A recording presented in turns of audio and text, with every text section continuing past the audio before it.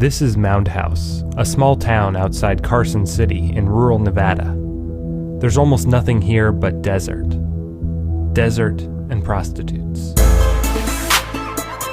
Here at the Moonlight Bunny Ranch, we love to serve everybody, from fetishes to girl next door to porn star parties to empathy parties to divorce parties. Here we don't judge, so we open up to anybody and everybody, and we're here to have fun and make you come. They're doing it because they want to, because they don't want to work for what society pays, or they want to have a job where they can make a good amount of money in a short period of time and then go lay on the beach in Hawaii or work on their studies or their career in music or dancing or whatever they want to do. Dennis Hoff runs the Moonlight Bunny Ranch, a world-famous brothel featured in HBO's Cat House series. Isolated counties in rural Nevada are the only places in America where prostitution is legal and regulated. Prostitution cannot be in a county that has more than 400,000 people.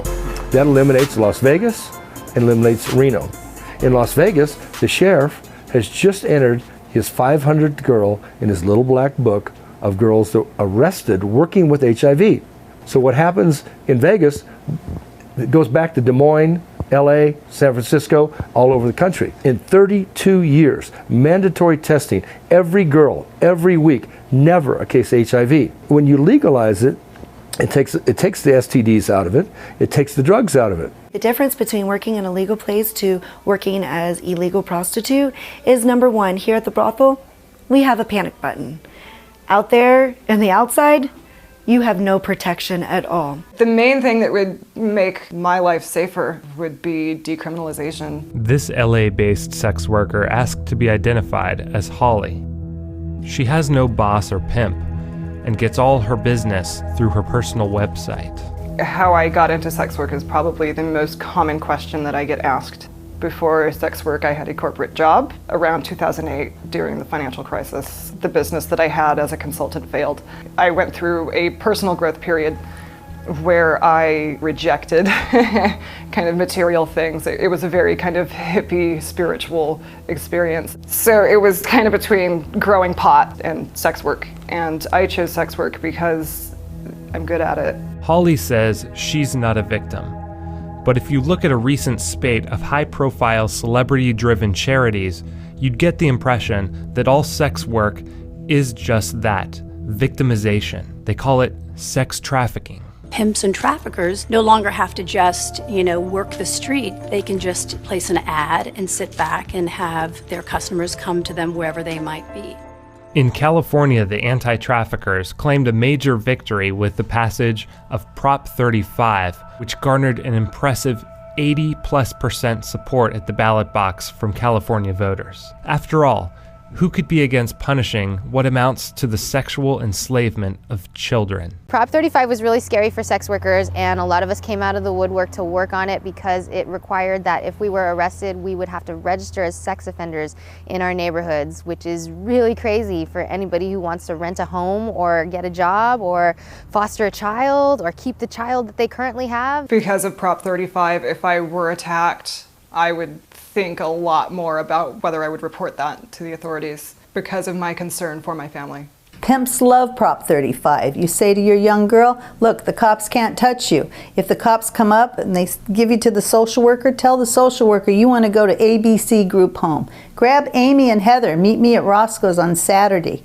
And now he's got 2 more girls. Dr. Lois Lee is no fan of prostitution and runs a worldwide organization called Children of the Night, which rescues underage prostitutes. But she says that laws like Prop 35 have unintended consequences. Uninformed people who put millions of dollars and lots of public relations effort into trying to create Prop 35 or to try and shut down Craigslist or Backpage.com, all they do is push the problem underground. They're calling themselves the anti-trafficking lobby, but they're really a group of people that are primarily against commercial sex work, whether it is voluntary or trafficked. The difference between human trafficking and prostitution is coercion.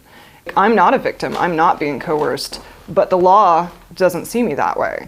There are prostitutes who say that they're just business people and that they're not victims, and I think for the most part that may be true for a very limited number of people, But the problem is when you go out and you fill out a credit card application, you can't write down that you're a prostitute.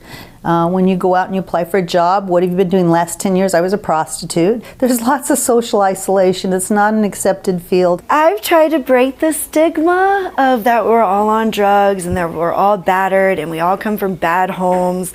I've been trying to work on that as hard as possible. And when people get to know me and they get to talk to me, they actually see like, wow, you're intelligent. Wow, you're witty. Wow, you have a brain on your shoulders. I love who I am. I can look in the mirror every day. I'm able to pay my bills. I'm able to own my own company. I'm able to give back to my family. I'm able to give back to the world. So what would help sex workers? Is the Nevada model the answer?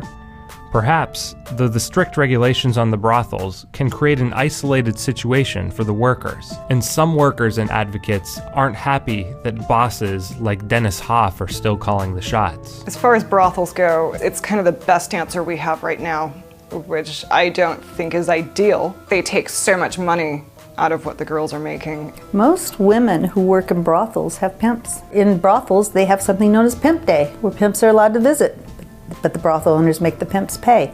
It's not a healthy environment. Has there ever been a girl that's had a pimp that got a job here?